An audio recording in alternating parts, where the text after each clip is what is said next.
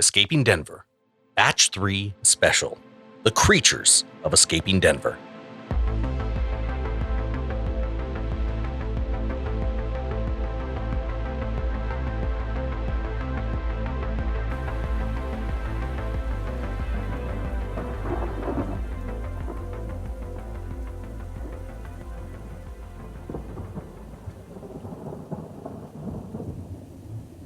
Power's out. And of course I'm lighting candles. But the only candles I have are the ones I've received as gifts, so now my apartment smells like pumpkin spice. I'm not complaining. Right. Noah and Sara have faced their share of creatures while trapped miles underneath the Denver International Airport, and since I've been so busy trying to sort through their messages, I really haven't had the time to dive into them in any great detail. So thought it was time to invite over a few friends of the podcast for a very special episode of The Creatures of Escaping Denver. They're people I can trust. That's what I need right now. So I'll let them take over while I go to work on the next batch of messages, and I'll be back next week.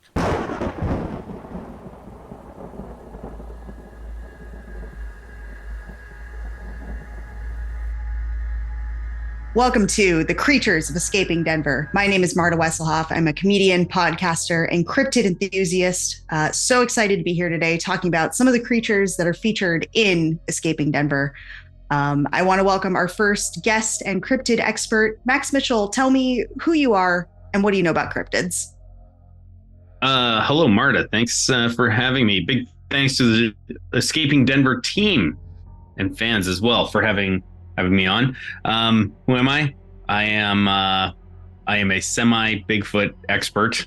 10 years ago, I had a Bigfoot podcast and I was recruited from the ether to come and discuss Bigfoot and other such creatures on this podcast.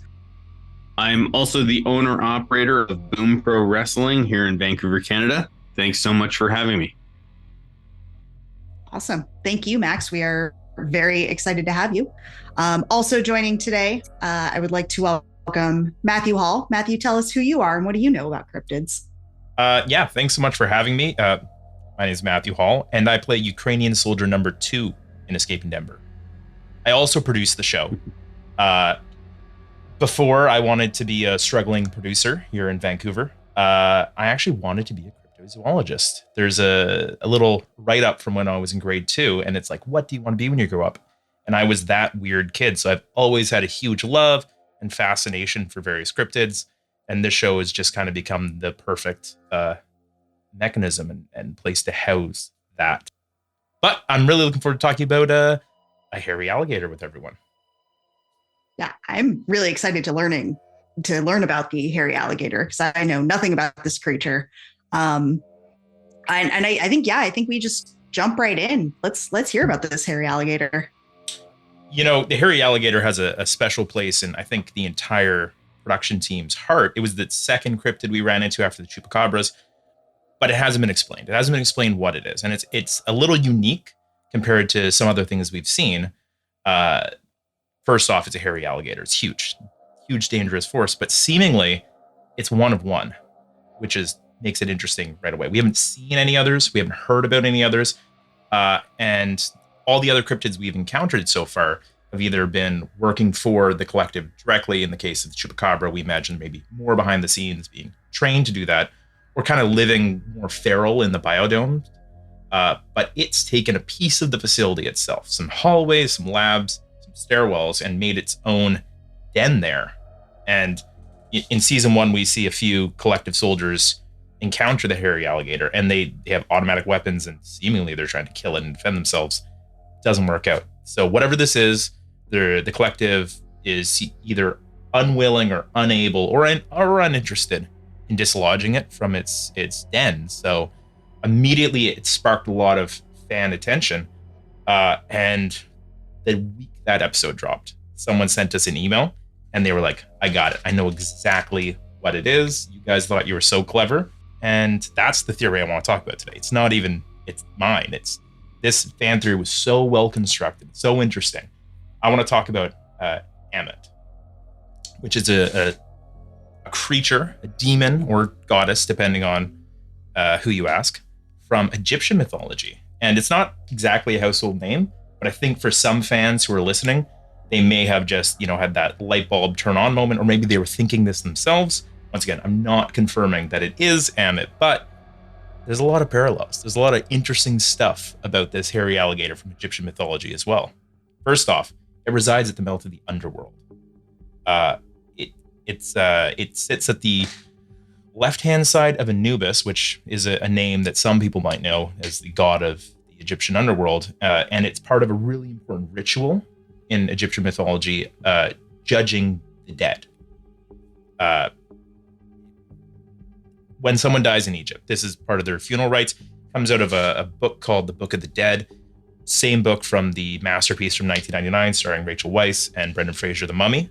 And yeah, I know. When I read that, I'm like, oh, of course, I know this. It is a masterpiece. It is a masterpiece. Everyone knows it's a masterpiece. Yeah. Shout out to the team from The Mummy and Brendan Fraser and Rachel Weisz specifically.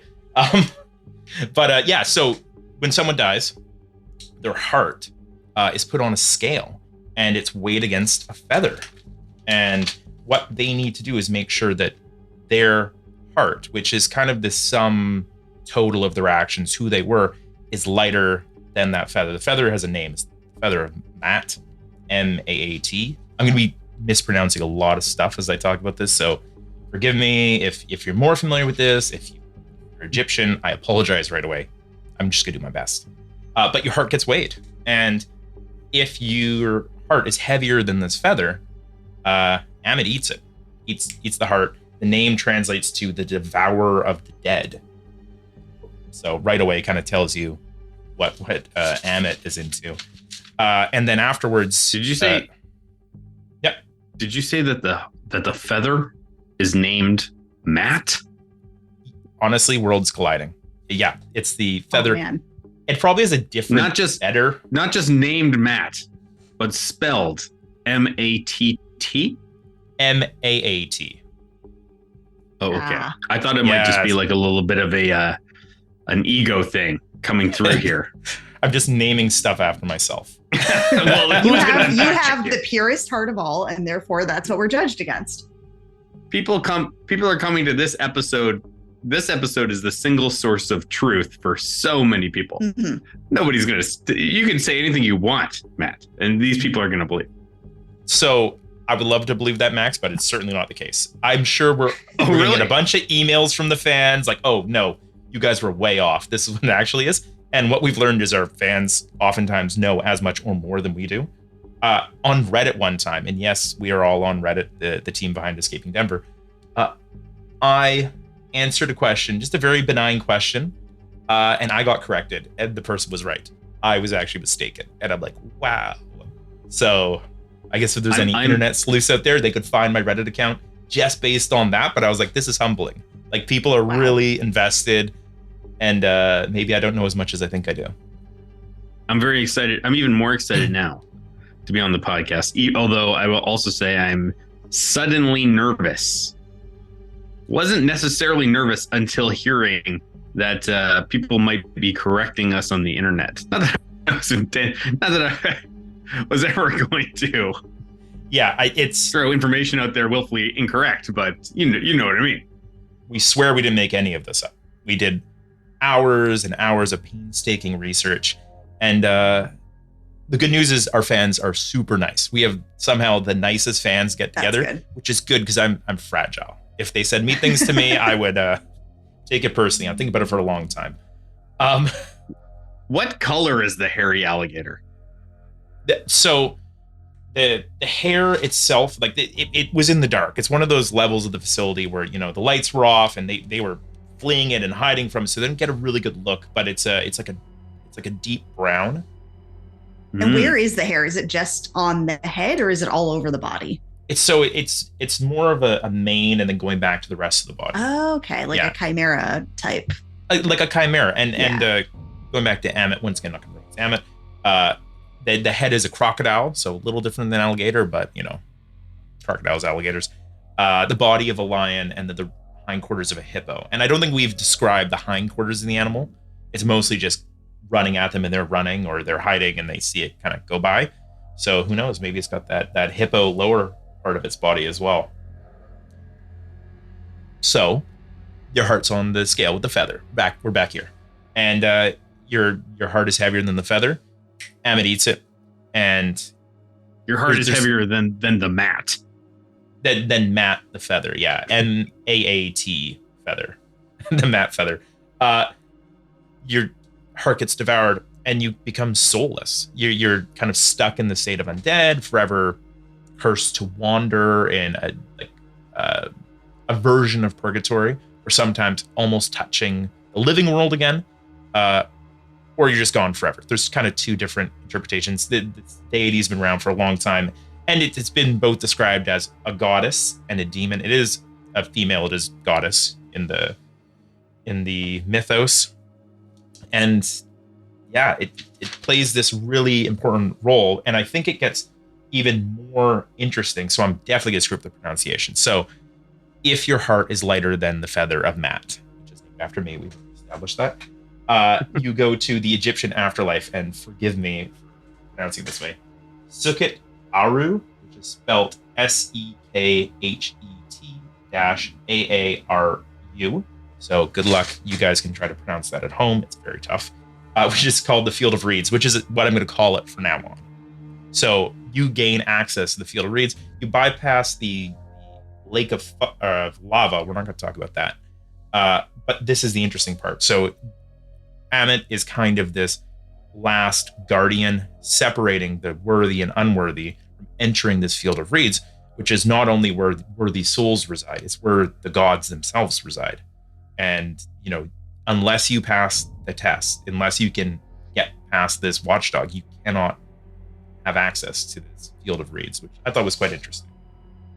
Does the hairy alligator act as some kind of gatekeeper in Escaping Denver? You know, I seem to remember that they had to kind of, there was a liminal space they were moving through, and at least the path they chose did lead through the hairy alligator's domain. They went down some stairs that were full of remains, and they escaped eventually through the lab into the biodome section. So they did cross through its territory to get to where they are now, but so did Palmer and his death squad, seemingly, or they know a way around the hairy alligator. But definitely there's enough there that, you know, if I had a tinfoil hat, I'd be wearing it right now. Is there any fan art of the hairy alligator? Oh, can we make a call? I want to see what this thing could look like. I would love to see the fans' interpretation. We've received so much wonderful fan art already about, you know, various characters and some creatures. There was a really mean drawing of the narrator. What someone said, yeah, eating a hamburger. I loved it. It's my favorite one. It really hurt the feeling of the person who played the narrator. But I love that call to arms. If anyone wants to, take a crack at kind of designing what they think this hairy alligator looks like, their own interpretation, don't be colored by Amit, which once again I didn't give the spelling for. It's AMMIT, might be pronounced slightly differently. And email it to us. We love that stuff. We have a folder we fill full of the fan art. You know, put it on the Reddits or the X, formerly Twitter. Throw it out there. We monitor that as well. But yeah, and that goes for a lot of these cryptids. If anyone wants to take a crack at it and show us what they think it looks like, we love it. I'm really excited to see what comes out of that. I would like to put out a request for someone in their art of the hairy alligator to please do one where it just has hair on its head, like a beautiful flowing mane. Because I have this image in my head of just an alligator with like a great solid like pompadour or something. And that's what I want to see rushing at me through a liminal space. Yeah, I think let's get some variations. You know, this can be your hairy alligator. Yeah, take many creative. I'm saying this for the podcast that you produce. I'm just telling people, take creative liberties. Yeah, I'm excited to see some of the stuff that comes out of that. I do want to say though, speaking of gorgeous, beautiful, flowing locks, Max Mitchell. Let's talk Bigfoot. Yeah. So Max, you thought we were talking about you at first. You thought we were talking about your hair. Was a little you do have great hair. Max has wonderful hair because obviously no one can see him right now. He has excellent flowing locks, but we are talking about the old man of the forest right now. The old man of the forest, indeed. I feel like the old man of the forest most days these days. Yes. So when I was recruited to be on this podcast, this particular podcast, this episode that we're talking right now, it was because I had a Bigfoot, a Sasquatch podcast about, 6 or 7 years ago. What was that podcast and we called? did an episode. I can't even remember. Max. Can't even remember. It was like a fugue know, state. Just you and Bigfoot. Yeah. I just have a notoriously terrible memory. And part of that is because I feel like my mind has decided that other people will remember details for me, which is not a good trait. And I do not recommend operating like this. But egotistical, it's narcissistic. Anyways. So we had this podcast, me and a couple of friends of mine, and because I was very obsessed with Bigfoot for about 6 to 8 months of my life. And because I cannot just sit back and just enjoy something like a regular normal person, I have to create or get my fingers dirty and muck around with it. And so in order to, satisfy whatever that urge is, I created this podcast. And so here I am now today being brought into this podcast as some kind of Bigfoot expert because my memory is so bad. I woke up today in a panic.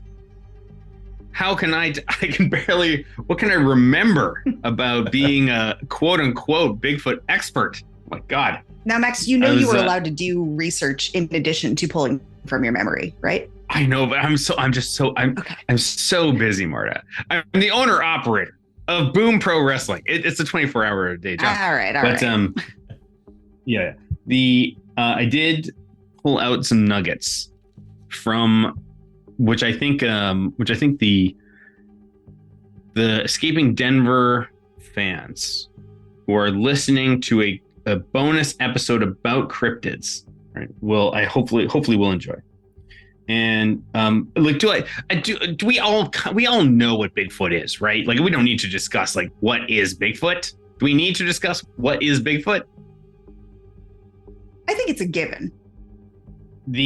So from my time of really getting deep into Bigfoot, I will tell you that against all odds, against all reason, I still to this day believe that Bigfoot is real. And the reason why is just due to the reams and reams of firsthand accounts, not of footage, not of photographs, but of people telling their stories. The hundreds and hundreds of people that are out there that have told their story about what it was like to not just see Bigfoot, but then how their life completely spiraled out of control afterwards because of the people that did not believe them, and because of the paradigm shift that takes place when you see something like this, where you see something that should not exist and then suddenly it does. That for a certain brand of person, so the average person, it's very difficult to continue to operate in life in the same way when everything you've been told is suddenly not real. And so I am a believer in Bigfoot, and I want to throw some things out there for some of the listeners to check out. Stop me, Matt and Marta, if you've ever seen these things. Okay, I don't want to bore you. This is old news. Have you ever heard? I'm very excited. Have you ever heard of the white Pennsylvania Bigfoot? The white Pennsylvania Bigfoot? No. White Pennsylvania Bigfoot. Those are your keywords for Googling or YouTubing Escaping Denver fans. This is a chilling piece of footage that, like I said before, it's not about the footage doesn't make me a believer. It's the firsthand accounts. But this is a piece of footage that freaks me right out. Guy in the woods, something with the camera. It's like sepia tone, but it's modern. late 90s, early 2000s, something like this, whipping through the woods, mostly flashlight on the ground, twigs. And suddenly he pulls the flashlight up, and for a split second, Bigfoot is right there, baby, staring him right in the face, and blitzes off to the left. It will chill you to your bones. Interesting. The second one, spooky stuff. I've never seen it. I'm as soon as this is done, I'm going to look this up. I think I've only seen the classic Bigfoot video that all of us have seen, where he's kind of just in the distance in the woods. I rewatched that just today. Yeah. Someone stabilized did you guys it. know? Yeah. Did you know that classic piece of Bigfoot footage, that is not actually a male Bigfoot, that is a female Bigfoot?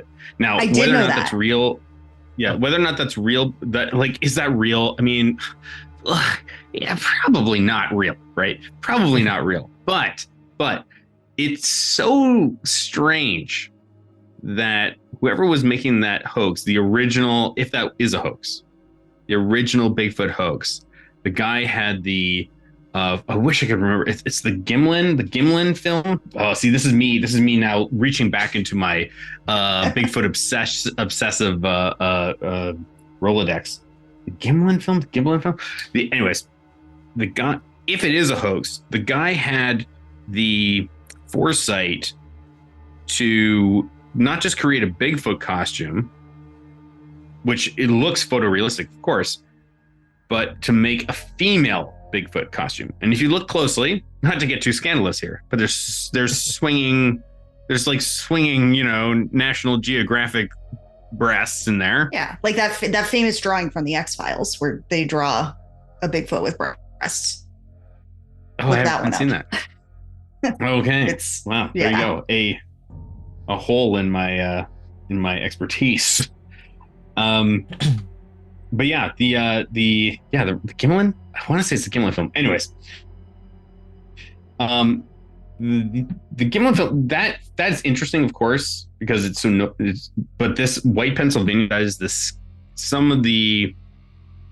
the scariest piece of Bigfoot footage I've ever seen that isn't very quickly dismissed as a sensational hoax. There's some other Bigfoot stuff out there you can watch that will freak you right out. If you look at, the only other one that comes close is footage of a couple in a car the car has a rear view camera. And so somebody is with their cell phone is actually taking footage of the screen in the car that's showing the rear view camera. And they've hit the, I believe they've run over Bigfoot with their car. And the footage comes on, and you can see this huddled, this mass that is crumpled on the road in the middle of nowhere. And then it suddenly stands up and starts chasing after the car, and the people start freaking out. Also very scary, but there's something about it that is just so sensational, doesn't feel real. The White Pennsylvania Bigfoot footage feels scary and weirdly real. Oh. Yeah, and just circling back, you said that you love Bigfoot, and what drew you to it originally makes you believe in it. Is that to believe in it ruins your life? I just want a little bit of clarity on that. I love it. Well, I love it myself, but it seems dangerous. Seems dangerous to believe in Bigfoot all of a sudden. It does. Well, it's not about believing in Bigfoot ruins your life. It's about actually seeing it, right? So when you start going down the rabbit hole into the internet of people who are like, Bigfoot is real, I have seen Bigfoot, right? Or the alternative is Bigfoot is real and I want to see Bigfoot. The people who have seen it are in a constant state of warning to the people who want to see it. And they are saying, you do not want to see it. It is real, but you do not want to see it because the paradigm, your perception of reality changes to the point that your life may not recover because you will stop sleeping at night, or you won't shut up about it, or everyone will think you're a liar, or A, B, or C, or D. And so it's a very, very it rocks your world. It rocks your world to the point that you may never be able to recover. Man. That's scarier somehow. Yeah, the psychological effects that this has on people. Also, Max, before it drives you crazy, the team has done some research in the background. It is the Patterson-Gimlin film. Thank you. Is the full name of the footage. Thank you very much. I really appreciate that. So White Pennsylvania Bigfoot, if you want to see the scariest piece of Bigfoot media that I can come up with off the top off of one day's worth of research, and the other piece of Bigfoot media that I think is the most exciting, okay, not scary, but exciting, is something called the Provo, Utah thrower, like throwing a baseball. Ooh. And if you Google that, what you're going to see is somebody who's pulled up. The footage is coming from somebody who's in their car. They pulled over on the side of the road, and they are filming a what, if it is real, would be some, I mean, it's Bigfoot. It's Bigfoot. And what's exciting about it is that we don't just see Bigfoot lumbering from one place to the next, but he actually picks up a rock and whirls it across the scenery. And does he throw it at them, or does he's throwing rocks? He's doing his own thing, and they're just filming him enjoying his day throwing rocks. Exactly. Yeah. And he picks it up and he hurls it, and just like the way he hurls it feels extremely ape-like. It's that same thing with the Patterson-Gimlin, which is like, well, somebody would have had to be thinking so far ahead of the hoax to make this a female Bigfoot, right? Whenever that came out, that was like what, like early, I don't know, 50s or 60s, right? I think it's 60s, yeah. Something like that, right? So whoever comes up with this is like, okay, this isn't just, there's so much bad Bigfoot, footage out there. When you start going down the rabbit hole, you're going to see so much just utter garbage. People in masks walking in the woods. Something about this, man, it feels like you're looking at an ape that is way too tall and way too strong. And it's very hard to understand how they could have done it. As time goes on, with AI and computer graphics and blah, blah, blah, it probably will actually lose some of its edge. But I saw this thing 7, 8, 9 years ago, and it's really hard to understand how somebody could have pulled that off using technology from that time. So it's a really exciting, it's not scary, but it's very exciting to watch because of the rock being tossed. So I would recommend anybody to watch that as well. And and then I would also just say that I was given an assignment when I was recruited to this to talk with some variations on Bigfoot. And probably the one mythical ape that is most likely to exist is something called the orang pandak. And that is the Indonesian version of Bigfoot. The amount of sightings are higher and more credible than anything else. I believe like bones are being unearthed regularly. It feels to, at least to my my co-host from my Bigfoot podcast from back in the day, who is an actual working archaeologist, that based on the evidence that he's seen, that the orang pandak does exist from like a forensic scientific place, but still has yet to be proven without a doubt. That's you heard it here first. Confirmed. Orang pandak. There was actually I was reading about this.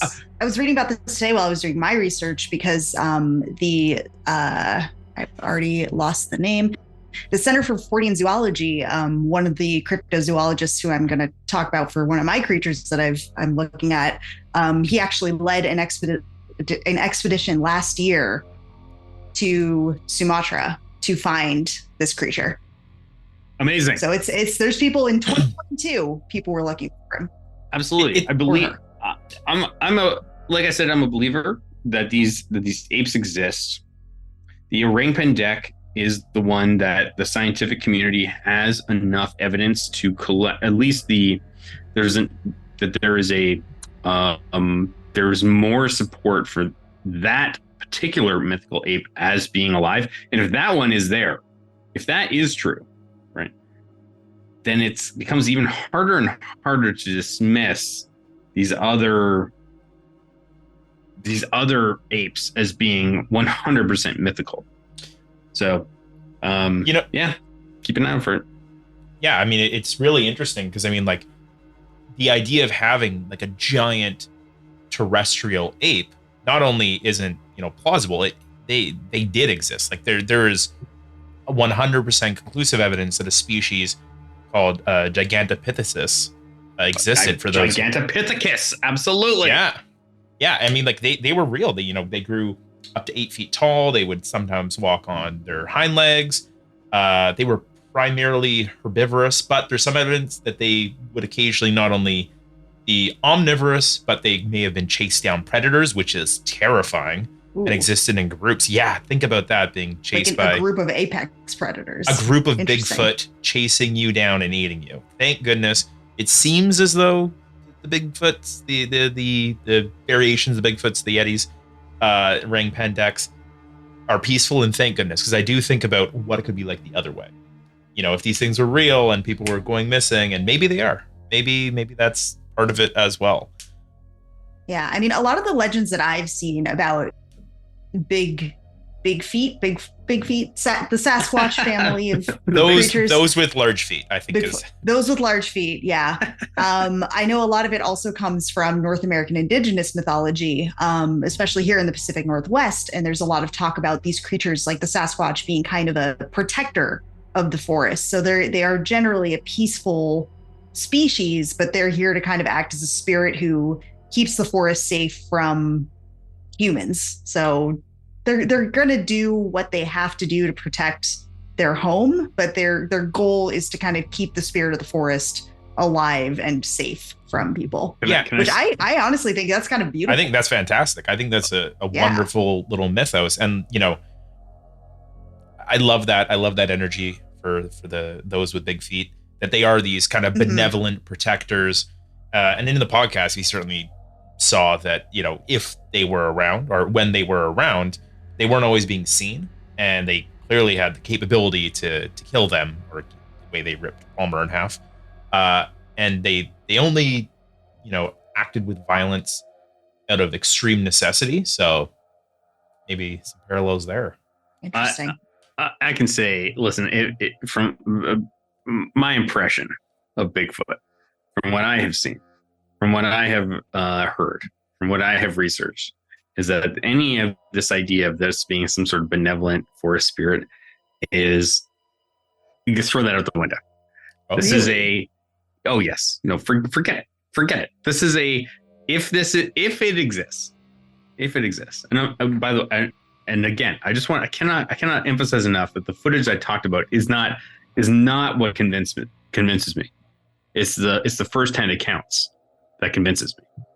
And the firsthand accounts, none of them are like, oh, a Bigfoot came out of the forest and gave me a daisy, right? Or a Bigfoot came out of the forest and told my grandpa not to spill oil into the creek. These are large, dangerous animals. And sure. But they're acting to protect their interests. A person is in the woods invading their land. They don't know who that person is. They don't understand them. They're gonna go to protect them. Like in the same way that a horsefly would, or a mother bear protecting her cubs.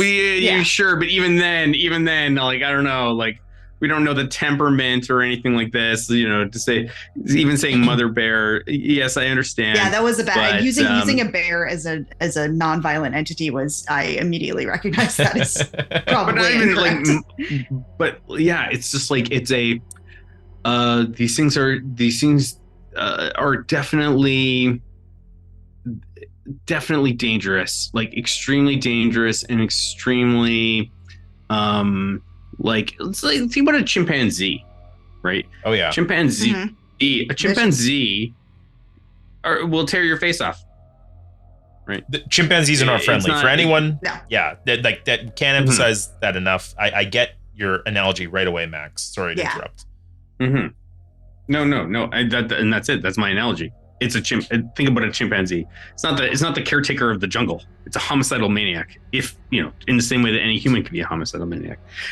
What I'm trying to say is, if you see a Bigfoot, don't expect them to usher you into some sort of natural utopia. Like, stay the hell away. Okay, so Harry and the Hendersons is an incorrect depiction. Got it. Okay. I think that's a truth I wasn't ready for personally. Well, we all have to face that one day or another. A Goofy movie may be a bit more accurate, but... Which, strangely, this is a good segue to a question I have for Max. Now, obviously, you're looking at it from a scientific perspective, like this creature exists in the natural world. Do you think it has some comparable level of intelligence to a person? Could it be capable of speech? Could it be capable of understanding speech? Is like on a scale of baboon to Coco the gorilla, or is it in its own league up with us humans? So that's a really interesting question. So there is some very famous audio that was captured by some zoologists, anthropologists, cryptozoologists, however you want to describe, where they went to a Sasquatch hotbed, and they basically set up microphones and recorded. This sounds ridiculous. I can hear myself. Hit us with it. I'm ready to hear it. Sounds. But they recorded in the field, basically like Sasquatch conversation, and it is crazy, of course, like to our human ears. But it is at a level that does not feel like it goes beyond what you would expect like an ape to say. Right. It's way faster. It's sort of like, imagine chimpanzees talking with the same level of enunciation and articulation that a human being does, but it's still sounding like a chimpanzee, if that makes sense. I'm going to have to look this up and listen to it. Yes, you should. And so should all your listeners. I wish I could come up with some keywords for people to Google, but it's if that audio recording is legitimate, and these are some very serious scientist people, then I think just based on the language itself, it feels to me, when I heard it, it was akin to something like dolphins, like that kind of level. Now, if you pit me versus a dolphin, I think I am smarter than a dolphin. Okay. I know that some people might want to believe that dolphins are whatever, like some supernatural smart, whatever. But I believe I could beat a dolphin in like a game of checkers. And I believe I could beat Bigfoot in a game of checkers. But a bold statement and a bold challenge to all of the big beats. Yeah, and dolphins. That's right. But I do believe that like they would sit down for the game. You know what I mean? Like there seems to be a lot of intelligence there's there. Something. Yeah. This is your seventh seal. Sitting down to play checkers with the Bigfoot instead of playing chess with death. Checkers with Bigfoot. Oh my God, give me that. Yeah. Give me a guest. Give me a guest episode on a little side story in Escaping Denver. I love this. One episode only. I just me want to versus throw it out Bigfoot there and checkers. Absolutely, I would love to listen to it. I do want to throw it out there that our research team has said that they're going to try and look up some of these links and throw some info up on Instagram regarding all of the things that are being mentioned here. Because Max, I think you're throwing out some very interesting footage that I want to fall down this rabbit hole immediately. Oh, fantastic. Yeah. Fantastic. I'm so glad for it.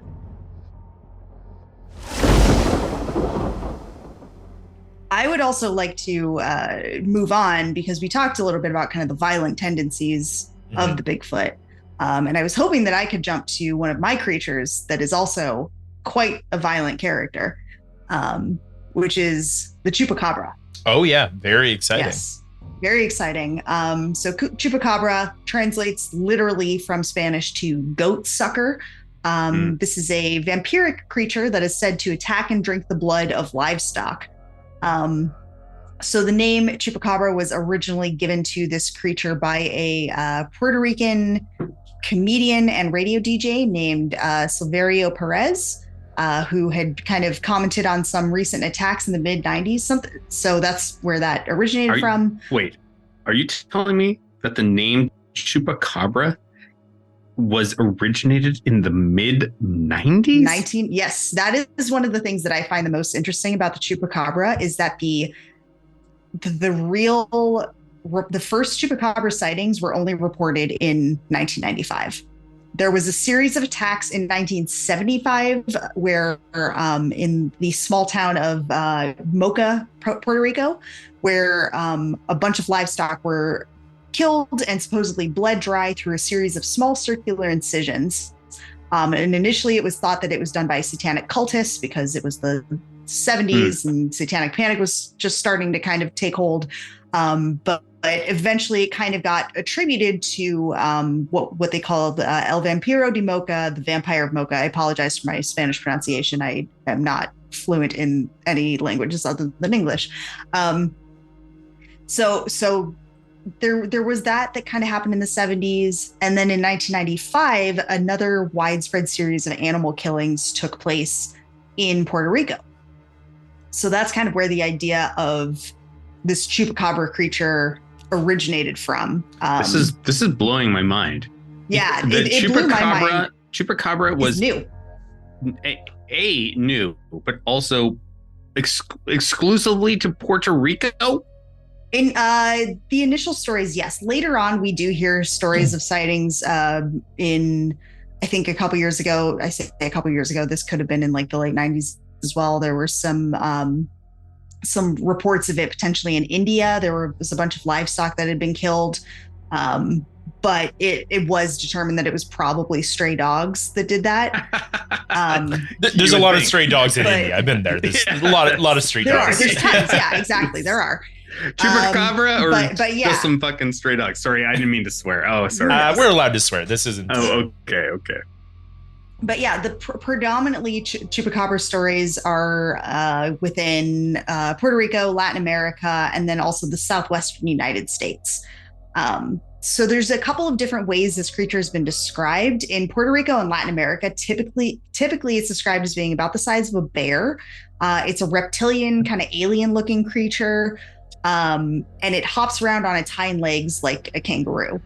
This is completely different than what I had ever pictured in my head. Yeah, you might be picturing what I picture when I think of the chupacabra, which is what's usually thought of in the southwestern United States, which is more of a dog-like creature.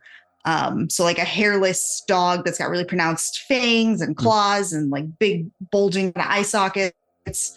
I guess I had never, which is why I think something in my mind had conflated it with the goat sucker. And I think in my mind, it was always looked like a goat, which is wrong. But all of this is now completely out the window. If the first sightings, were there even sightings in Puerto Rico? So that's what's very heavily debated. So the very first eyewitness account of a chupacabra was given by a woman named Madeline Tolentino in 1995. She claimed that she had seen this creature in the area where a bunch of, I think, 8 sheep had just been found dead. And she was in the area. She gave a description of this creature. However, the description that she gave was almost identical to the alien from the movie Species, which she had just seen in theaters like a few weeks prior. Are you serious? So it's more of a celebrity sighting. I can't tell, Marta. Are you joking? Is that a joke or is that serious? No, it is. You can look in, the archive.org. You can find some old news articles where this was initially reported. So this is kind of where that reporting started, where this radio DJ picked it up and was like, oh, we're going to call it the goat sucker, the chupacabra. This is just guerrilla marketing for the movie Species. Pretty much. In fact, I just wanted to throw this out to you really quickly. This episode of Escaping Denver is brought to you by the film Species, came out in 1995. Ben Kingsley's finest. Yeah. Actually, just really quickly about that 1995 date. Do you know what else happened in 1995? What? The Denver International Airport opened. Oh. Coincidence? Oh, yeah. Interesting. Yeah. Denver, wanted to the slip Southwestern that in. United States. Yeah. Yeah. This Okay. is a big sticking point for me with the cryptid stuff. Is like, okay, I can imagine. I'm open-minded enough to be like, okay, there's some weird thing that kills goats in Puerto Rico, and nobody's seen it. There's no footage, or it's all grainy footage, or whatever. And if you have livestock in Puerto Rico, you probably know about it, or maybe your grandpa has seen it, or whatever. But it's Puerto Rican specific, because Puerto Rico, this is key, is an island, right? So whatever is taking place outside of Puerto Rico is, especially, we're talking about India here, right? This is not the same thing. There's no way. There's just no way. How does something like this get this momentum? It's mind-boggling. I mean, there's many ways that creatures can travel across continents. They can sneak onto ships, sneak onto. The chupacabra snuck onto a ship to India. Dracula did it, not to India, but he on the Demeter in theaters now. In theaters, this is also brought to you by the film Demeter out in theaters now. I mean, yeah, there's ways these things can spread. I think it makes more sense if we think about it as looking at, like Latin America as a whole, because there's probably going to be a lot more frequent travel between Puerto Rico and a place like Mexico, or even the Southwestern United States, because Puerto Rico is a U.S. territory. So it makes more sense that those would be accurate. And they have confirmed that the ones in India, while they were thought to be a variant of the chupacabra, are in fact dogs. Which is also a lot of the existing reports of chupacabras overall have just been canids. So a lot of times it's a coyote with mange. There's a specific breed of Mexican hairless dogs called the Xoloitzcuintle, or the Xolo for short. They're very cute dogs, but they are completely hairless. And there's a lot of, similar to India, there's a lot of stray dogs in Mexico. So a lot of people will see these dogs with, giant ears and no hair and immediately think monster. Totally. Which is so heartbreaking. It is. As the owner of a Mexican street dog who has big ears and had very little hair when I got her, it is very heartbreaking. Chupacabras might be evil, but dogs, good boys and girls across the board. Absolutely. Shout out to all the dogs in the world. Shout out to dogs. We love you. Yeah. So this episode brought to you by dogs.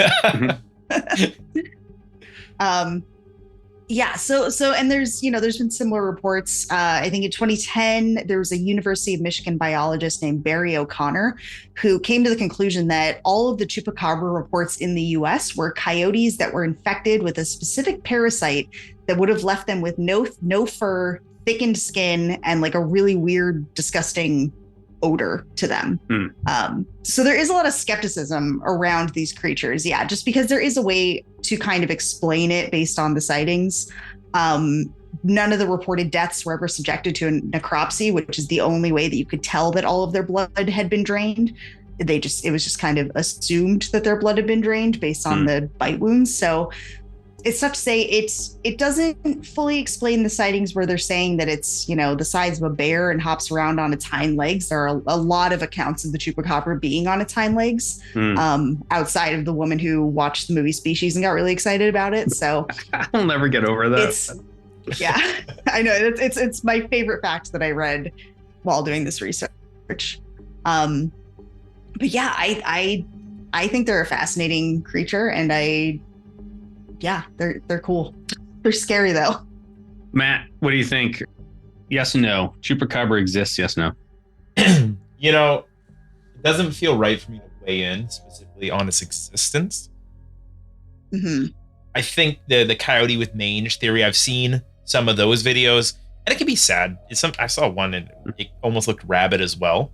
Yeah. And it's like everyone's like, "Oh, monster," and it's like someone's got to help the guy out. He's not doing well sick right now. Yeah. He's a sick pup out there in the woods. and maybe with a bit of kindness, we can help all the chupacabras. I personally, I'm not a, I'm not buying any chupacabra repellent. If that's your question. I'm in a similar boat. I'm a pretty pretty skeptical person, and I've seen enough images of dogs with mange to think, yeah, that is kind of scary looking, but it's still a dog. And wild dogs kill livestock. Coyotes kill livestock all the time. So it just makes sense. Yeah. Max, what about you? Where do you stand on? I mean, just based on the facts I've heard so far, to me, I'm not convinced. But I would love to hear some eyewitness accounts, firsthand, storytelling. Then maybe I could be convinced. But so far, I don't know, man. I don't know. It I hate to be a spoiler. I hate to be a downer. I can't say I'm a believer. Okay. I think the amount that you talked about how deeply you believe in Bigfoot takes away you being a spoiler because of how intensely you hold this belief. So I think you're good. I think it's okay to be a little skeptical. Yeah.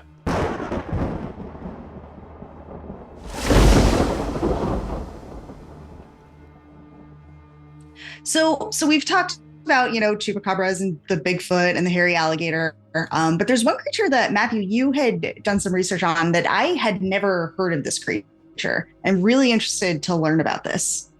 Yeah, so it's a bit of a strange one. Actually, at the time of this recording, both Marta and Max have not listened to the episode where the shadow deer appear. They do factor heavily in. It's the fans right now. You're living in the future. You've heard this episode and you're probably like, what the heck were those things? But essentially, Noah's treed by a pack of anthropomorphic deer monsters that live in the shadows.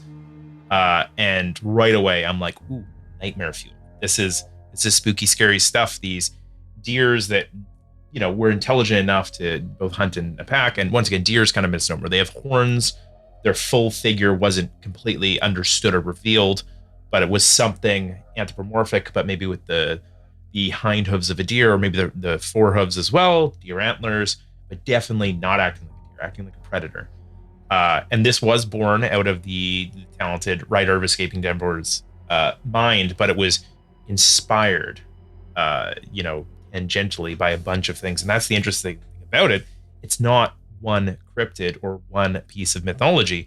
It in fact represents a lot. In fact, I could talk at modicum until we run out of space on the card, just about all the different cryptids and deities and monsters and demons that kind of share this representation. I'm sure you listening right now probably are thinking about a few yourself. So I just want to focus kind of on three kind of distinct representation of beings that kind of tie into how they're acting and kind of the world of Escaping Denver, and also kind of touch on popular depiction of folklore, because if anyone watched the show Grimm or Supernatural or played the game The Witcher, you're probably thinking exactly what I thought when we first wrote about him, which is, I've seen this thing before.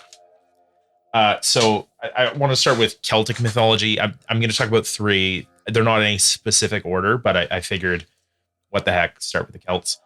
Once again, the full disclaimer, I'm going to mispronounce a lot of names, so I'm going to try to spell them just so people can figure out, if they want to do a bit of supplementary research, what the heck I'm talking about. So in Celtic mythology, Cernunnos, which is spelled Cernunnos, it's a deity. It's a forest protector, and it kind of existed throughout the Celtic mythos, which is really widespread if anyone knows anything about it. Everywhere from Turkey to Ireland to Spain, and it's this ancient god being that lived in the forest, protected the forest, and just to kind of give you an idea of how old this story is, where it began. When the Romans headed out building the Roman Empire, they encountered these Celts and Proto-Celts, and they were already worshiping this deity. This was already part of their belief system, and it was depicted as essentially a man with the horns or partial features of a deer, It, lived in the woods. It, like a lot of Celtic deities, it's tough to say if it was good or bad. It kind of had its own thing going on. Basically, if you're respectful of the woods, you were more or less okay, but sometimes you weren't. And then, of course, as Christianity spread, there was a little bit of cultural genocide that went on with a lot of the pagan groups there, and that's when it switched into being a monster. And its depiction kind of changed, and it was influenced by other groups, and it kind of appeared in different ways, and kind of lived on through it. The general concept. In like Hellenistic societies, the god of madness Pan, if anyone's familiar with that, he was depicted as more like a satyr type figure, only sometimes he does have deer horns as well. Is inspired by or related to at least this same deity, the Green Man, which is a really interesting rabbit hole if anyone wants to fall down. Yeah, the Green Man is a rabbit hole that I could live in that rabbit hole because it's so interesting. What is the Green Man?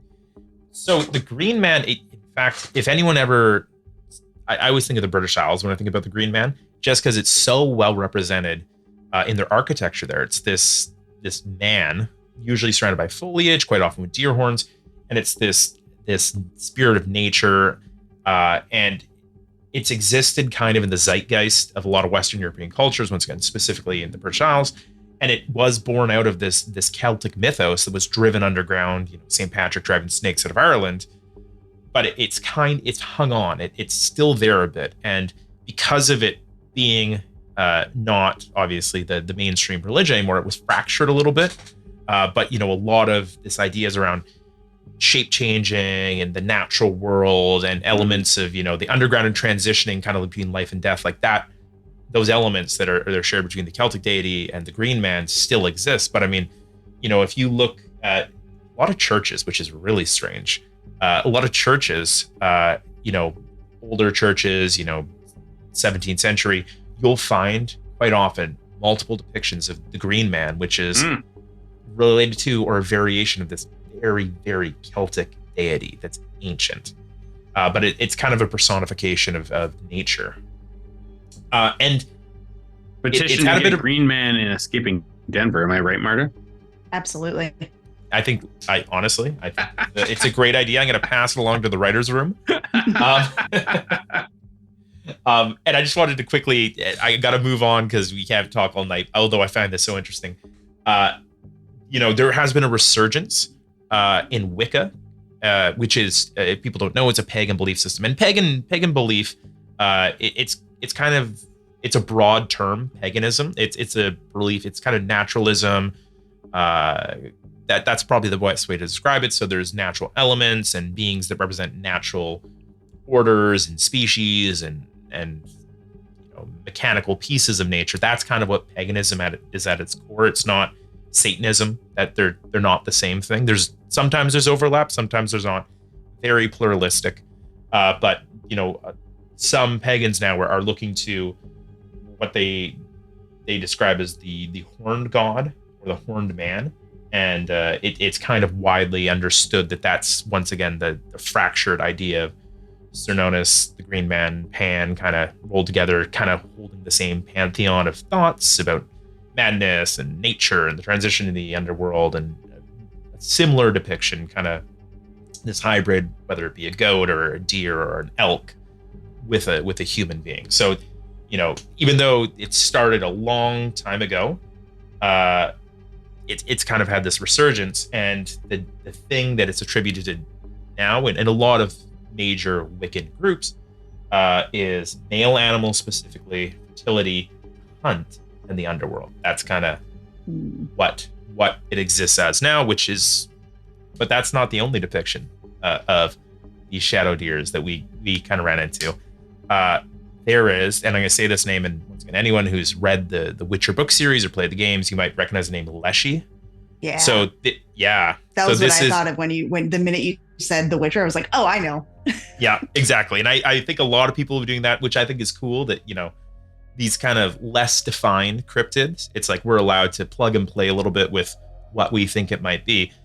So the Leshy, once again, pagan deity forest spirit. It's more forest spirit. It is a pagan, Slavic, and Proto-Slavic group. Just quickly, Slavic peoples are the people of Central, South, and Eastern Europe primarily. So if you think, Poland down to Romania, Ukraine, Belarus, like those are the Slavic people.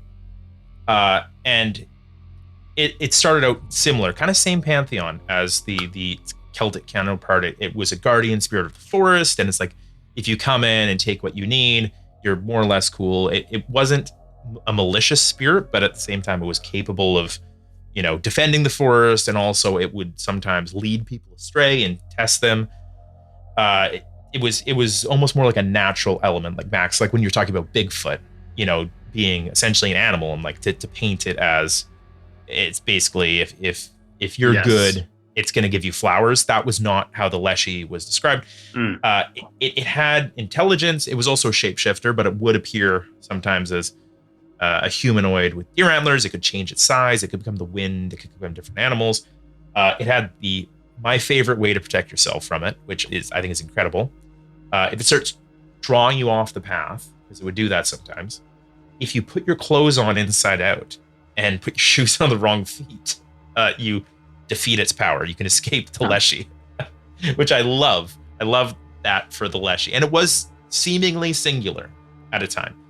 But then, of course, Christianization happened. So when the pagan beliefs, once again, that's when it was kind of redefined not only as a monster, a malevolent spirit of the forest, it was pluralized. There are Leshies. There's multiple of them. They're usually in every wooded area. Regular Christian iconography can drive them off, and they still maintain intelligence, but once again, it's really colored with malice, and they kind of changed a few things about it. In the earlier Leshy, they sometimes would take kids. It was kind of one of those stories like anything else, Hansel and, well, I guess not a Hansel and Gretel, but basically a folklore story for kids, like don't go wandering in the woods. Well, once Christianization happened, they became monsters. That was their intent. They were trying to kidnap children, but also adults. And I found it really interesting. It's not clear what they do with them. It doesn't say like they eat them up or they, ransom them or whatever. They just disappear. They disappear in the woods with the Leshies. And they do things like whistle, like they would hum and whistle. So there was like, if you're walking in the woods by yourself and you hear whistling, don't leave the path for any reason. Sometimes it would sound like a bird, like a songbird, to try to draw you off. But once you're gone, once they've taken you, they often will try to replace you with one of their offspring, another young Leshy, which can shape change into you. It basically becomes a dim-witted, mean-spirited, cruel version of you. But otherwise, it just seems like you had a big transformation shift. There's also sometimes they can't speak. That was something thrown in there. But I like the other one more, where it's just kind of mean, stupider version of yourself. And there's like two ways you can discover them as what they are, which is obviously you recognize like this person's a jerk now. They weren't a jerk before. Something's gone on here.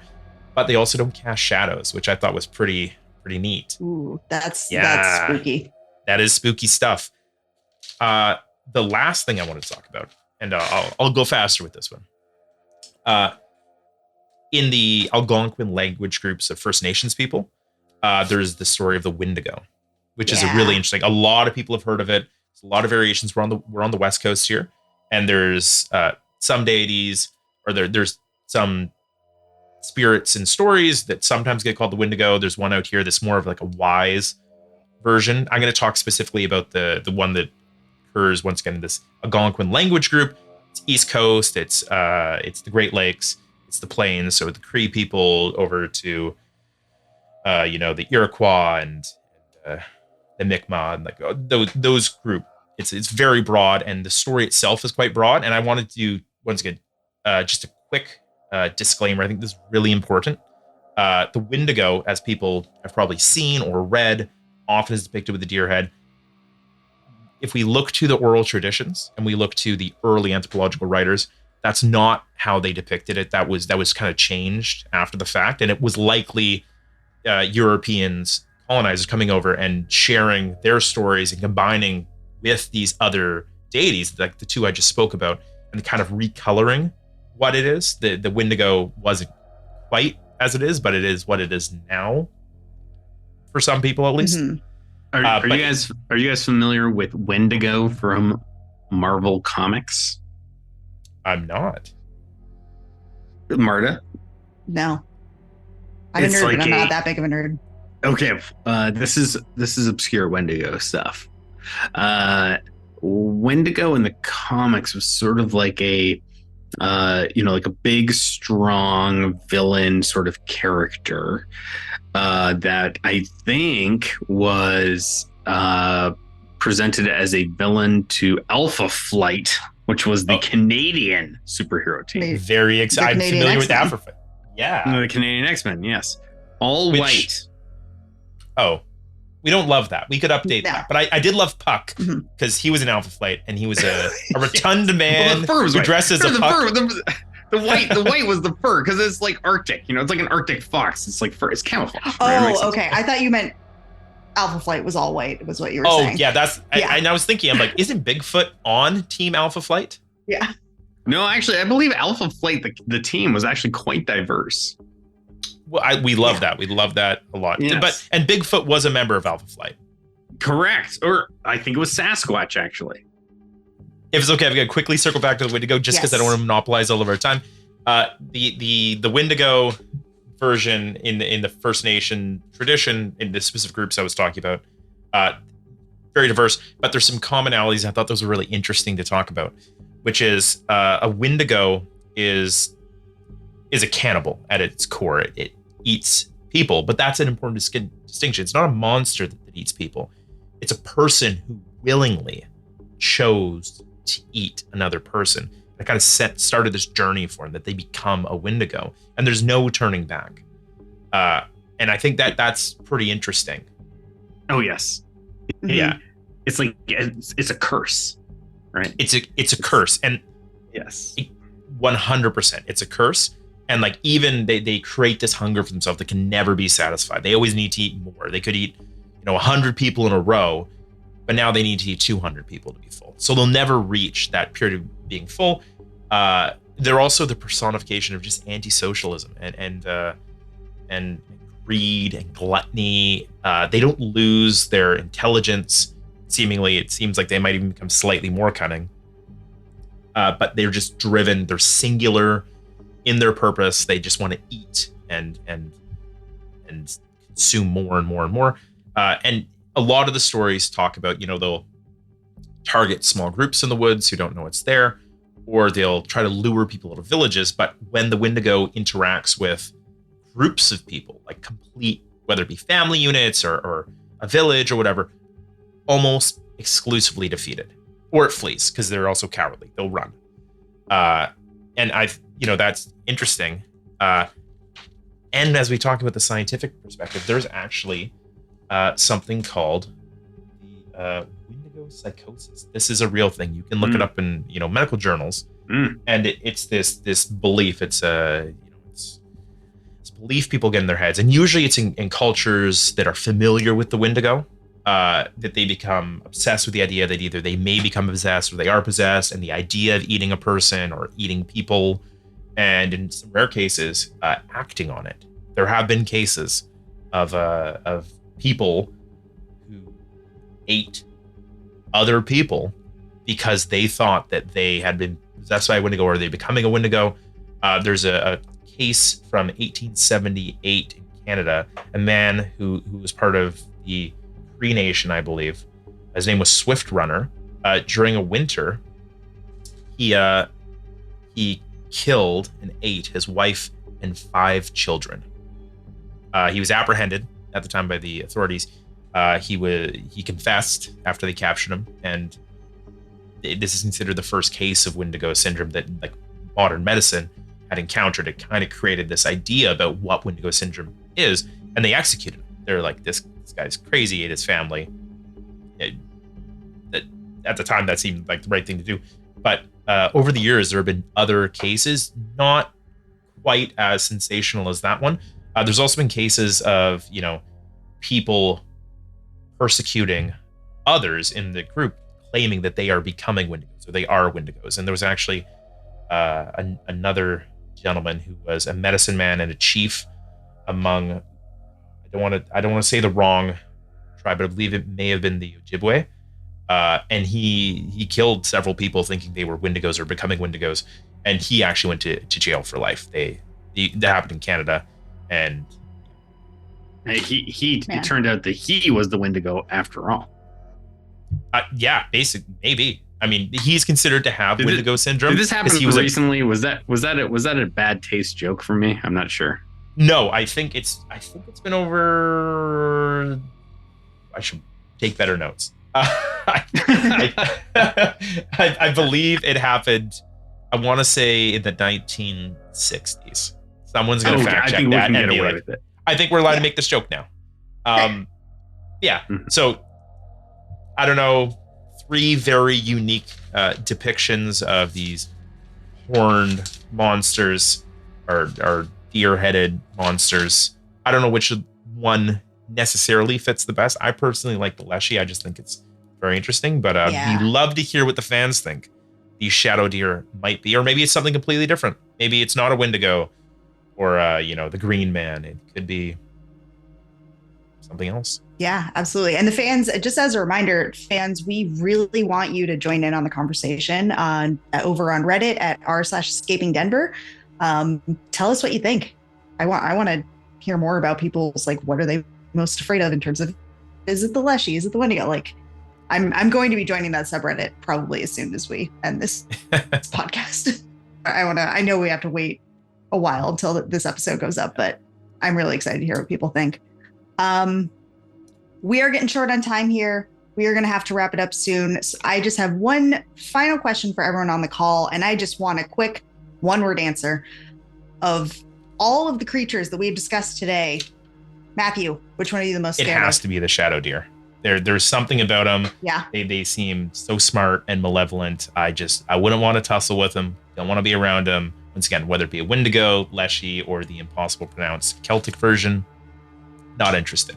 Scares me the most. Excellent. That was a great one-word answer. Thank you. Max, what's your one-word answer? For things that I'm most afraid of? Of all the creatures we discussed, which one scares you the most?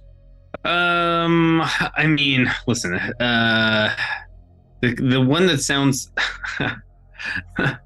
one word. I feel like if I were to encounter a hairy alligator, I would be extremely concerned for my safety. But I just feel like I have to say Bigfoot. I have to say Sasquatch. Can't stress this enough. If you see one in the woods, listeners, they're not your friend. Again. They're not. They are going to punch a hole through your chest. They're going to be wearing you like a bracelet. Get away from them. Absolutely. And I don't know how many times I had to say one word to get that full paragraph out of you. So I really appreciate that. My answer is shadow deer. Thank you so much, everyone, for joining us to listen to us discuss the creatures of Escaping Denver. Once again, join us on Reddit at r/escapingdenver. Cannot wait to continue this conversation. Thank you so much for inviting me to join this. This has been so much fun. I love the podcast and I love talking about stuff like this. So thank you for inviting me to the Escaping Denver team. Thank you so much.